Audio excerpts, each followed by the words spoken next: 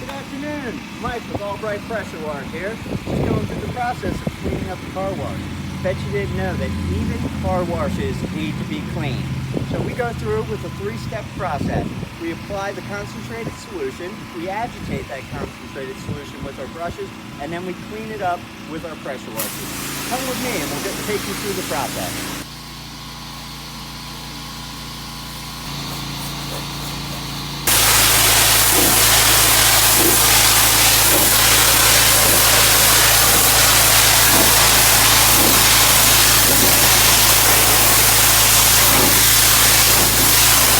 And here's our finished product. You can see how all the non-organic stains have been taken care of.